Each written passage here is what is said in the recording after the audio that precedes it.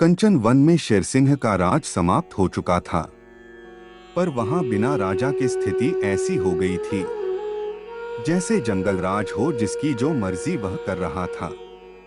One में अशांति, मारकाट, गंदगी इतनी फैल गई कि वहां जानवरों का रहना मुश्किल हो गया। कुछ जानवर शेरसिंह को याद कर रहे थे कि जब तक शेरसिंह ने राजपाट संभाला हुआ था सारे वन में कितनी शांति और एकता थी।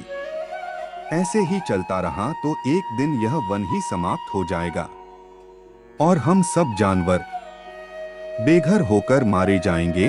भालू बोला, कोई न कोई उपाय तो करना ही होगा। क्यों न सभी कहीं सहमति से हम अपना कोई राजा चुन लें जो शेरसिंह की तरह हमें पुनः एक जंजीर में बांधे और वन में एक बार फिर से अमन शांति के स्वर गूंज उठे। सभी भालू की बात से संतुष्ट हो गए, पर समस्या यह थी कि राजा किसे बनाया जाए। सभी जानवर स्वयं को दूसरे से बड़ा बता रहे थे। मोर बोली, क्यों न एक पखवाड़े तक सभी को कुछ न कुछ काम दे दिया जाए। जो अपने काम को सबसे अच्छे ढंग से करेगा उसे ही यहाँ का राजा बना दिया जाएगा। मोर की बात से सभी सहमत हो गए और फिर सभी जानवरों को उनकी योग्यता के आधार पर काम दे दिया गया। लोमड़ी को मिट्टी हटाने का काम दिया गया, तो बंदर को पेड़ों पर लगे जाले हटाने का, हाथी को पत्थर उठाकर एक गड्ढे में डालने का काम सौंपा गया था और खरगोश को घास की सफाई की।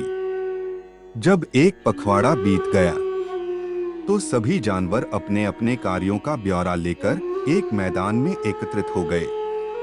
सभी जानवरों ने अपना काम बड़ी सफाई और मेहनत से पूरा किया था। एक हाथी ही था जिसने एक भी पत्थर गड्ढे में नहीं डाला था। एक समस्या फिर खड़ी हो गई कि आखिर किसके काम को सबसे अच्छा माना जाए। बुद्धिमान खरगोश ने युक्ति सुझाई और बोला, क्यों न मतदान करा लिया जाए। जिसे सबसे ज्यादा मत मिलेंगे उसे ही हम राजा चुन लेंगे। अगले दिन सुबह सुबह चुनाव रख लिया गया और एक बड़े मैदान में सभी पशु पक्षी मत देने के लिए उपस्थित हो गए। मतदान समाप्त होने के 1 घंटे पश्चात मतों को गिनने का काम शुरू हुआ। यह क्या? हाथी गिनती में सबसे आगे चल रहा था और जब मतों की गिनती समाप्त हुई तो हाथी सबसे ज्यादा मतों से विजयी हो गया। सभी जानवर एक दूसरे का मुंह ताक रहे थे। तभी पक्षीराज गरुण वहां उपस्थित हुए और उपस्थित सभी जानवरों को संबोधित करते हुए बोले, हाथी प्रतिदिन पत्थर लेकर गड्ढे तक जाता था, लेकिन जब उसने देखा कि उस गड्ढे में मेरे अंडे रखे हुए हैं तो वह पत्थरों को उसमें न डालकर पास ही जमीन पर एकत्रित करता रहा। उसकी इस परोपकार की भावना को देखकर हम पक्षियों ने तय किया कि जो अपने लालच को छोड़कर दूसरों के सुख दुख का ध्यान रखें वही सच्चे तौर पर शासक बनने का अधिकारी है।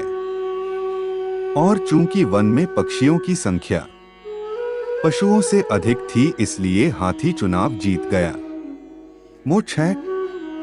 वीडियो अच्छा लगे तो लाइक करें, कमेंट करें और शेयर करें। चैनल पर नए हैं तो सब्सक्राइब करें।